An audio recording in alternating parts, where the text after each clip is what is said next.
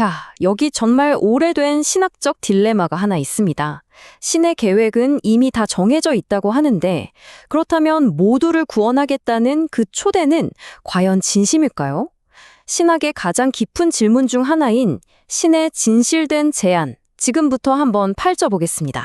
바로 이 질문이 오늘 우리가 풀어야 할 문제의 핵심입니다. 만약 모든 결과가 이미 정해져 있다면 구원으로의 초대는 진짜일까요? 아니면 그냥 형식적인 말에 불과한 걸까요? 정말 거대한 퍼즐 같은데요. 지금부터 저와 함께 이 퍼즐을 맞춰보시죠. 이 복잡한 딜레마를 푸는 첫 번째 열쇠는요, 18세기 신학자죠. 조나단 에드워즈가 제시한 신의 두 가지 의지라는 개념에서 찾을 수 있습니다. 에드워즈는 신의 의지를 딱 두 가지로 나눕니다. 자, 왼쪽을 보시면 계시된 의지가 있죠? 이건 말 그대로 성경처럼 우리에게 공개된 의지예요. 신이 무엇을 선하게 여기고 사랑하시는지에 대한 거죠. 반면에 오른쪽에 감추어진 의지는 우주 전체를 꿰뚫는 신의 더 큰 그림, 즉 최종 계획을 말합니다. 그러니까 똑같은 의지라도 하나는 우리에게 보여주신 도덕률이고 다른 하나는 우리가 다 알 수 없는 거대한 계획인 셈이죠. 계시된 의지를 좀 더 쉽게 설명해 볼게요. 이건 그냥 신의 성품, 그 자체라고 생각하시면 돼요. 신은 본성적으로 거룩함을 사랑하시고 모든 피조물이 행복하기를 바라시거든요. 이게 바로 우리에게 명확하게 보여주신 신의 마음, 즉 명령인 겁니다. 반면에 감추어진 의지는 차원이 좀 다릅니다. 이건 마치 거대한 체스판 전체를 보는 것과 같아요. 당장 눈앞에 말 하나하나의 움직임이 아니라 과거와 현재, 미래를 모두 아우르는 우주적인 조화를 위한 신의 최종 계획인 거죠. 그래서 때로는 우리가 그 의도를 다 이해하기가 힘든 겁니다. 이게 조나단 에드워즈의 말을 통해 정말 멋지게 드러나는데요. 신은 죄를 그 자체로는 당연히 미워하시죠. 하지만 우주 전체의 더 큰 선과 조화를 위해서라면 그 죄를 허용하기로 결정하실 수도 있다는 겁니다. 그러니까 본질적으로는 나쁜 것을 통해서 궁극적으로는 더 위대한 조화를 이루려는 정말 심오한 계획인 거죠. 자, 그럼 이런 질문이 생기죠. 성경에 분명히 신이 모든 사람이 구원받기를 원하신다는 구절이 있잖아요. 이건 어떻게 봐야 할까요? 이 질문에 답하기 위해서 이번에는 신학자 찰스 하츠의 관점을 한번 살펴보겠습니다. 네, 바로 이 디모데전서 2장 4절 말씀. 어쩌면 예정론하고 가장 많이 부딪히는 것처럼 보이는 구절일 거예요. 신이 모든 사람이 구원받기를 원하신다고 명시되어 있으니까요. 정말 그렇다면 왜 모든 사람이 구원받지는 못하는 걸까요? 하찌는 여기서 아주 중요한 포인트를 짚어내요. 바로 원어, 그리스어 단어 델레인의 뉘앙스에 주목한 거죠. 이 델레인이라는 단어가 내가 반드시 이걸 이루고야 말겠다는 강한 의지나 목적이라기보다는 그렇게 되면 참 좋겠다. 그것을 기뻐한다는 식의 소망이나 만족감에 훨씬 더 가깝다는 겁니다. 하츠의 논리는 굉장히 명쾌합니다. 한번 보세요.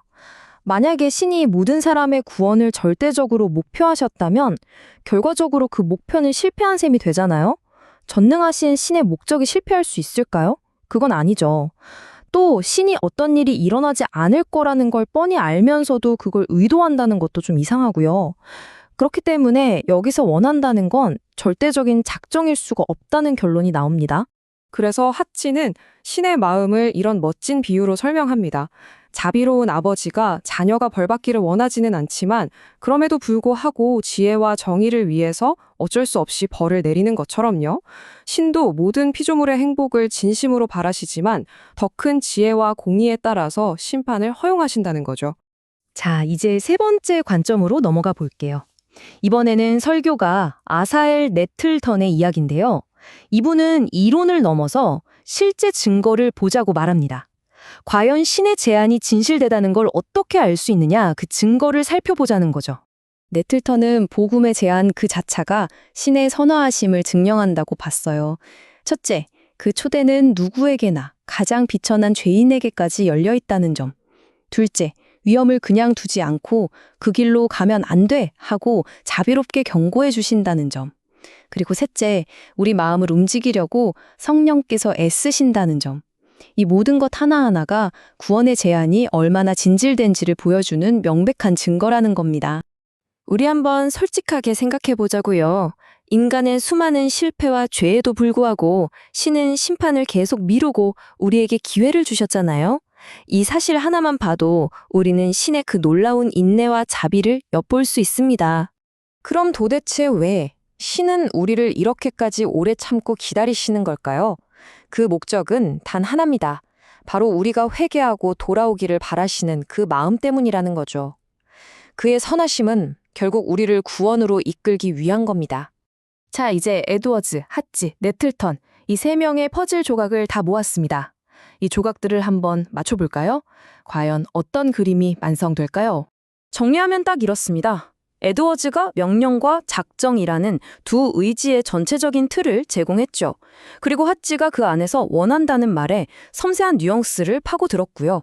마지막으로 네틀턴이 복음의 초대 자체가 그 진실성을 증명한다는 실제적인 증거를 보여준 겁니다. 이 세 관점이 모여서 하나의 일관된 그림을 완성하는 거죠. 그러니까 여기서 핵심은요, 이 신학적인 긴장감이 마법처럼 짠 하고 사라지는 게 아니라는 거예요. 오히려 우리는 이 역설을 통해서 신의 성품이 우리가 생각하는 것보다 훨씬 더 깊고 복합적이라는 걸 깨닫게 되는 겁니다. 신은 죄를 미워하시면서도 더 큰 선을 위해 그것을 허용하실 수 있고, 모든 사람의 구원을 진심으로 바라시면서도 동시에 자신의 주권적인 계획을 이루시는 분이라는 거죠. 자, 마지막으로 이 질문을 여러분께 던지면서 마무리하고 싶습니다. 신의 의지가 단순히 하나가 아니라 작정이라는 큰 그림과 소망이라는 따뜻한 마음, 이 두 가지 측면을 동시에 가진다는 것을 이해하게 될 때 우리가 기존에 가졌던 선과 악, 그리고 신의 능력에 대한 단순한 생각이 어떻게 도전받고 또 깊어질 수 있을까요? 이 질문에 대해 한번 곰곰이 생각해 보시면 좋겠습니다.